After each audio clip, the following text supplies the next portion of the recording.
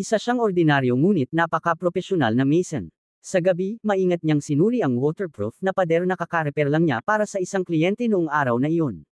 Ngunit hindi niya inaasahan, ilang segundo lang ang lumipas, walang habas na pinaputukan siya ng bala. Agad na nagtago si Vale sa likod ng kalapit na sementadong pader. Mabilis niyang kinuha ang kanyang tool bag, hinugot ang tape, at agad tinapalan ang kanyang sugat.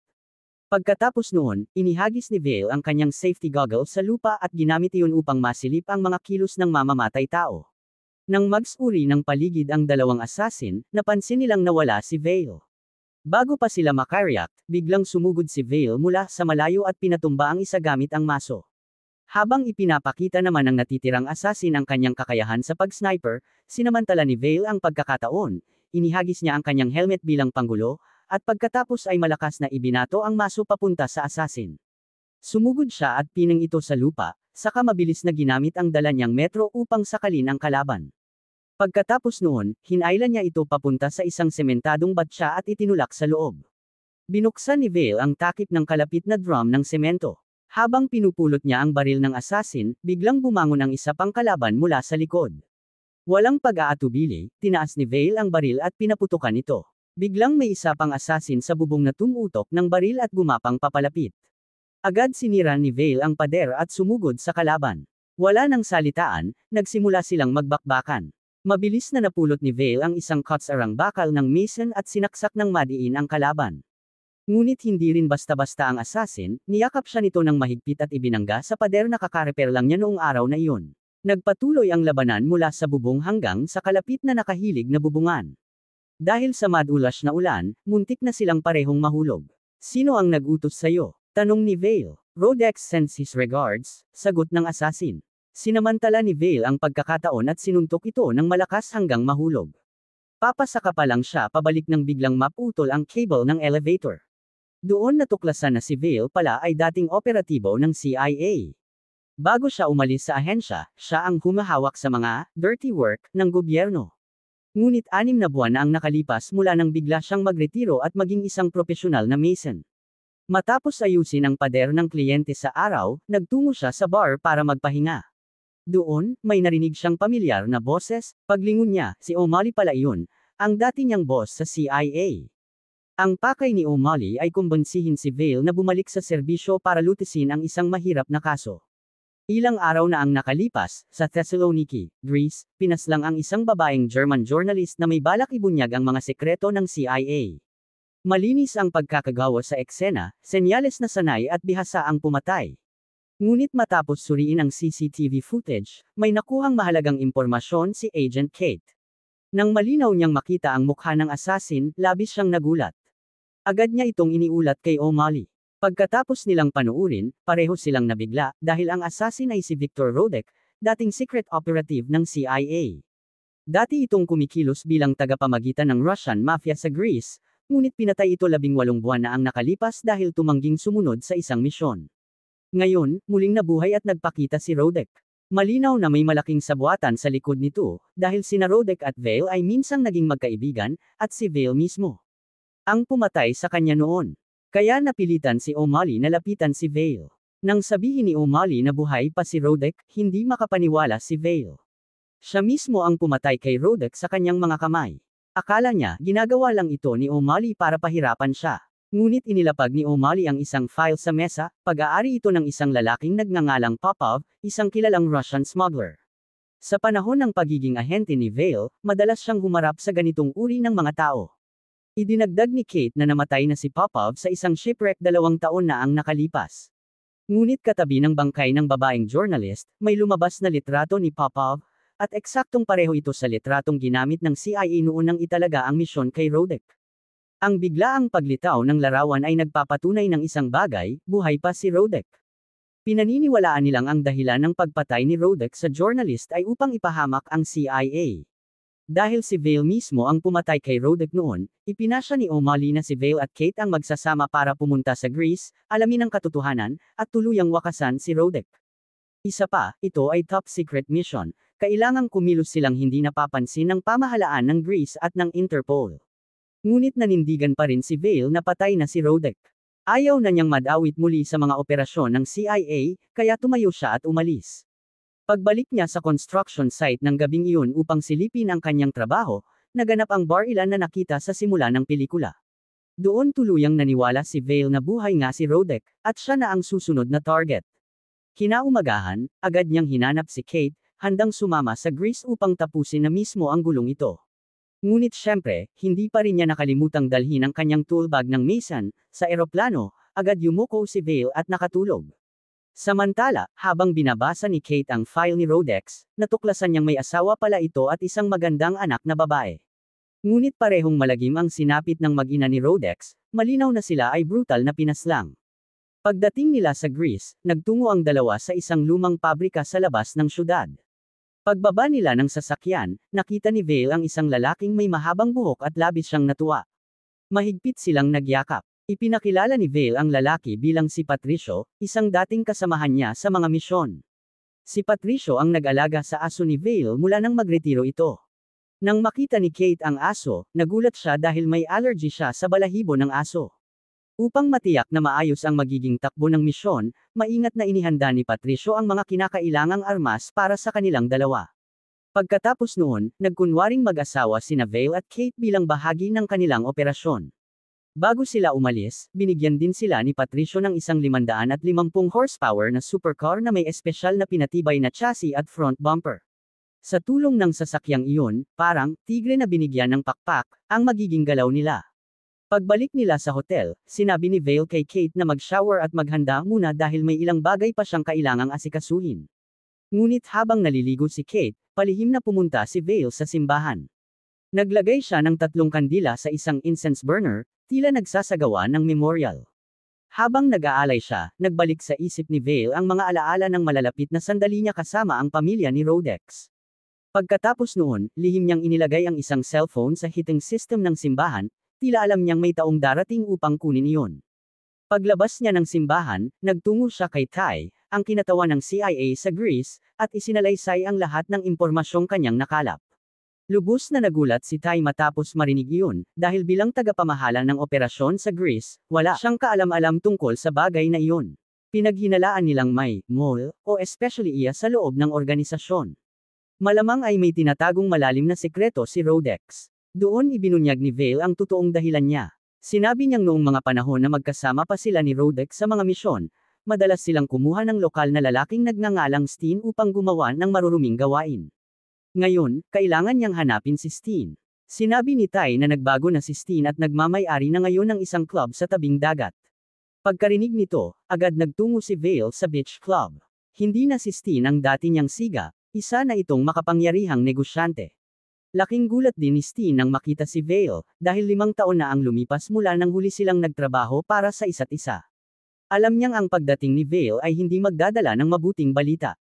Pagdating pa lang, hindi na nagpaligoy-ligoy si Vale. Diretsahan niyang sinabi na gusto niyang hanapin si Rodek. Sinabi ni Steen na patay na si Rodek, ngunit sinagot siya ni Vale ng may halong sarkasmo, ang mga tao mula sa Balkans ay hindi namamatay. Iniiwan lang nila ang amoy ng bangkay. Alam ni Vale ang kakayahan ni Steen, hindi nito kayang bumuo ng ganoong kalaking imperyo ng mag-isa. Malinaw na may makapangyarihang taong sumusuporta sa kanya, at malamang ay si Rodek ang nasa likod nito. Muling hiniling ni Vale na tawagin ni Steen si Rodek dahil gusto lang niyang makausap ito ng maayos. Ngunit kalmado lang na sinabi ni Steen na isa na siyang lehitimong negosyante at hindi na siya basta-bastang masusunod ni Vale gaya noon. Naiinis na tinawag ni Vale si Steen na isa pa ring hamak na siga, isang Novo Rethog, maingay ngunit walang laman, parang isang parasitong puro hangin. Nagalit si Steen at tinawag ang kanyang mga tauhan. Nakita ito ni Vale at kunwaring nagpakumbaba, ngunit habang nagtataas ng baso, bigla siyang umatake. Bilang dating operatibo ng CIA, napakadali para kay Vale ang harapin ang mga ganitong uri ng kalaban. Hindi sulit sayangin ang oras sa mga goons na ito. Mabilis niyang pinatumba ang mga tauhan ni Steen at tumakbo palabas ng club. Tamang-tama namang dumating si Kate para sunduin siya at tulungan siyang makatakas mula sa mga humahabol na asasin. Sa daan, galit na galit si Kate dahil iniwan siya ni Vale at kumilos ito ng mag-isa. Ipinaliwanag ni Vale na natakot siyang maging pabigat ito sa operasyon. Pagkatapos ay hiningi niya ang cellphone ni Kate dahil alam niyang may tracking device itong ikinabot sa kanya, kung hindi, hindi ito makararating agad sa lugar. Halos hindi pa natitingnan ni Vale ang telepono nang agawin ito ni Kate. Ipinilit nitong sagutin ni Vale ang kanyang mga tanong. Sinabi ni Kate na kung gusto ni Vale ng kooperasyon, dapat ding maging bukas siya, lalo na tungkol sa totoong dahilan ng di umano'y pagtataksil ni Rodek sa CIA. Wala nang nagawa si Vale kundi isalaysay ang lahat. Ayon sa kanya, si Rodek ay naging tagapamagitan ng Russian Mafia sa Greece. Sumali ito sa CIA noon upang mabigyan ng proteksyon ang kanyang asawa at anak. Ngunit ang misyon na ibinigay ng CIA sa kanya ay ang patayin si Popov. Matapos maisegawa ang misyon, nabunyag ang kanyang pagkakakilanlan. Gumanti ang Russian Mafia at pinaslang ang kanyang asawa at anak. Mula noon, tila nabaliw na si Rodek, niligpit niya ang lahat ng may kinalaman sa pagkamatay ng kanyang pamilya sa loob ng Russian Mafia sa Greece. Ayon kay Vale, ang CIA mismo ang naging dahilan ng pagkawala ng pamilya ni Rodek dahil sila ang nag-utos sa kanya na patayin si Popov. Dahil doon, napilitan ang CIA na ipadala si Vale upang tuluyang alisin si Rodek. Samantala, sa punong tanggapan ng CIA sa Langley, nakatanggap sila ng isang file mula sa isang hacker. Nakapaloob dito ang lahat ng ebidensya ng mga pagpatay ng Amerika sa mga inosenteng sibilyan sa iba't ibang bansa sa loob ng maraming taon. Binalaan ng hacker ang CIA na kung ayaw nilang ilantad ito sa publiko, dapat silang maghanda ng $100 milyong sa anyong Bitcoin na ililipat sa pamamagitan ng isang hard wallet. Habang nagaganap ito, lihim pa ring minamanmanan ni Vale at Kate si Steen. Alam nilang hindi basta-basta magpapakita si Rodek, kaya kailangan nilang maghanap ng paraan sa pamamagitan ni Steen. Sinamantala nila ang pagkakataong wala si Steen at palihim na pumasok sa bahay nito. Ipinamalas agad ni Vale ang kanyang pagiging bihasa bilang Mason, napansin niya ang maluwag na mga ledrilyo sa simenea ng furry place. Ginamit niya ang mga dalang kagamitan upang tanggalin ang mga ito. At tama nga siya, may natagpuan siyang file. Sa loob nito ay naroon ang cellphone ng pinatay na babaeng journalist, patunay na tama ang direksyon ng kanilang investigasyon. Natagpuan din nila ang impormasyon tungkol sa susunod na target ni Rodek. Ngunit biglang may narinig silang kaluskos ng pintuang bumukas mula sa labas, kaya agad silang nagtago. Pumasok ang isang malaking lalaki at kumuha ng lata ng soda mula sa refrigerator upang uminom. Maya-maya, nakarinig siya ng kakaibang tunog sa loob ng kwarto, kaya mabilis niyang hinugot ang baril sa kanyang baywang at dahan-daang lumapit upang siyasatin. Biglang sumalakay si Vale mula sa likuran, at naganap ang isang matinding bakbakan. Kayang-kaya ni Vale ang mga ordinaryong kalaban, ngunit sa harap ng isang bihasang mandirigma tulad ng lalaking iyon, napunta siya sa alanganin. Nakita ito ni Kate, kaya agad niyang hinugot ang kanyang baril at inutusan ang lalaki na huminto. Ngunit ito ang unang field mission ni Kate, wala pa siyang sapat na karanasan. Mabilis na tinabig ng kalaban ang kanyang baril at itinapon siya sa sahig. Sabay nilang nilabanan ang lalaki ngunit hindi nila mapinsala ng husto ang higanteng iyon. Kinuha ng lalaki ang isang malaking kutsilyo mula sa lalagyan at inudyukan si Vale na pumili rin ng sandata. Gusto nitong magkaroon ng patas na laban. Ngunit minalas si Vale, ang nakuha lamang niya ay isang maliit na kutsilyong halos kasing laki lang ng nail clipper. Nagpatuloy ang matinding labanan. Nakapagtamo ng ilang sugat si Vale sa kalaban ngunit lalo lamang itong nagalit. Itinapon siya ng lalaki sa balikat at ibinagsak ng malakas sa sahig. Kinuha ng kalaban ang isang lubad at tinangkang sakalin si Vale. Sa gitna ng tensyon, naramdaman ni Vale ang kanyang toolbag, kinuha niya ang bricklayer's trowel, at sinaksak ng direkta ang kalaban. Agad na nanlambot ang lalaki at nawalan ng lakas upang lumaban. Nilapitan ni Vale si Kate at iniligtas siya mula sa mga gumuhong gamit. Ito ang unang pagkakataon na nakatalo sila ng kalaban ng magkasama. Matapos ang labang iyon, natuklasan nila ang impormasyon tungkol sa susunod na assassination target ni Rodek. Ngunit biglang tumawag si Rodek kay Vale. Napag-alaman na ilang taon na ang nakalipas, sinadya ni Vale na hayaang makatakas si Rodek at tinulungan pa niya itong magtago sa Montana. Nangako noon si Rodek na tuluyang mawawala sa mundo.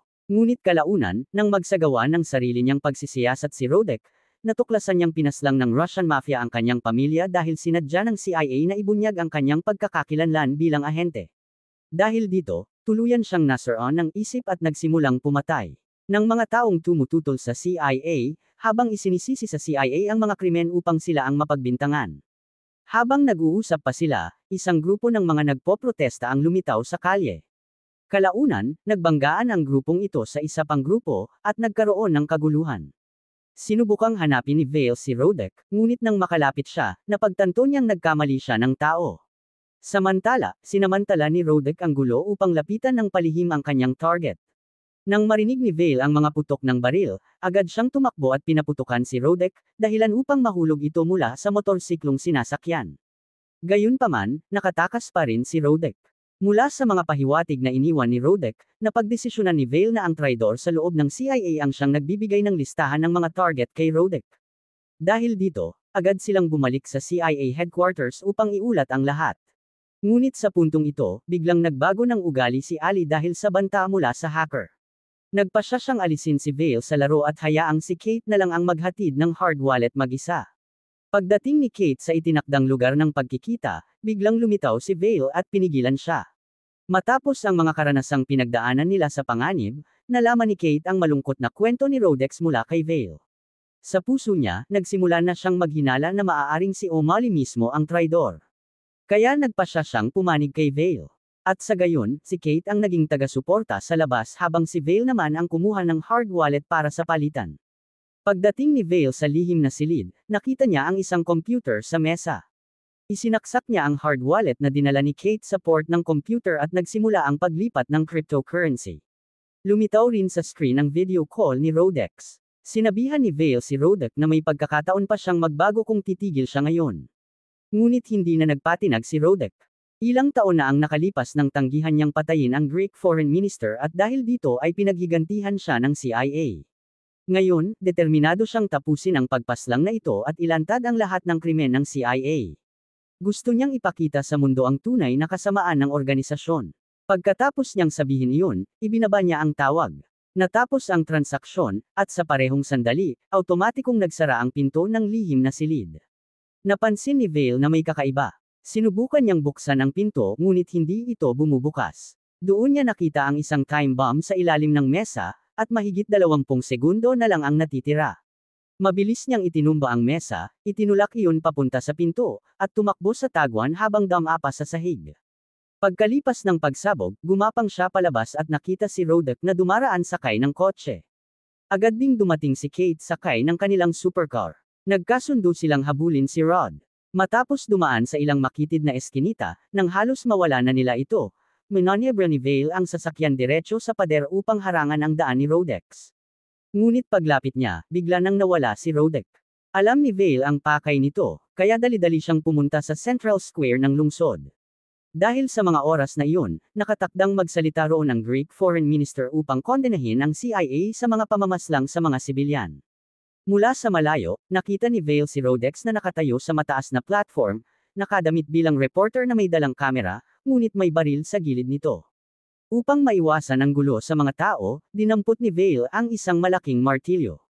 Habang pipindutin na ni Rodek ang gatilyo, hinampas ni Vale ng malakas ang bakal na frame. Gumuho ito at malubhang nasugatan si Rodek, ngunit pilit pa rin itong inaabot ang baril. Lumapit si Vale, hinablat ang martilyo, at hinampas ang kamay ni Rodek. Sabi niya, tapos na ito. Ngunit sumagot si Rodek, hindi pa. Pagkasabi noon, inilagay ni Rodek ang kabilang kamay niya sa bulsa. Nagpasya si Vale na barilin siya at wakasan ang buhay ng dati niyang kaibigan. Ngunit ang inilabas ni Rodek ay isang larawan ng pamilya ni Rodex na magkasama silang tatlo ni Vale. Isang larawan ng masasayang alaala. Dumating ang mga pulis ng Greece at dahil hindi nila alam ang sitwasyon, binaril nila si Vale ng 2 beses. Sa kabutihang palad, nakaligtas siya. Pagmulat niya sa ospital, naroon sina Kate at Ali. Mula kay Ali, nalaman niya na ang Greek Foreign Minister, na dating tutol sa CIA, ay naniwala ngayong iniligtas siya ng CIA. Nakakuha rin ang kanilang mga nakatataas ng ebidensya mula sa kotse ni Rodex, listahan ng mga target at mga dokumentong nagpapatunay sa pagsisinungaling laban sa CIA. Dahil dito, naligtas ang reputasyon ng organisasyon. Pag-alis nila, sinabi ni Kate kay Vale na ang $100 milyon sa Bitcoin ay hindi talaga napunta kay Rodex. Alam ni Ali ito, ngunit hindi niya ito pinansin. Sinabihan ni Vale si Kate na huwag nang mag-imbestiga pa, magkaibang antas ang larong nilalaro ni Ali kumpara sa mga ahente tulad nila. Pagkatapos ma-discharge sa ospital, pinuntahan ni Vale ang kanyang dating kasintahang si Ty. Sa bahay ni Ty, nagulat siya nang makita ang isang espesyal na vinyl record, ang paboritong record ni Rodek, at dati ring binigay ni Rodek kay Vale. Dahil dito, nagsimula siyang maghinala na si Ty ang especially iyan ni Rodex sa loob ng CIA. Bigla niyang narinig ang tunog ng preno sa labas. Pagtingin niya sa bintana, nakita niyang may mga armadong lalaki na papasok. Paglingon niya muli, tinutukan na siya ni Tai ng baril. Inamin ni Tai na isa itong malaking sabuatan. Siya at si Rodek ang nagplano ng lahat.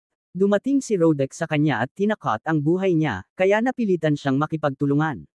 Ngunit alam din niyang darating ang oras na mabubunyag ang lahat, kaya tinangka niyang kikilan ng CIA ng $100 milyon upang panduhan ang kanyang pagtakas. Dahil sa nakaraan nilang relasyon, hindi pinatay ni Tai si Vale, sa halip, ikinulong lang niya ito bago umalis. Hindi na siya hinabol ni Vale dahil nasa ibaba ang grupo ng mga assassin. Mabilis siyang kumuha ng bag ng pulbos at inihagis iyon sa oven, pagkatapos ay nagtago sa balkonahe.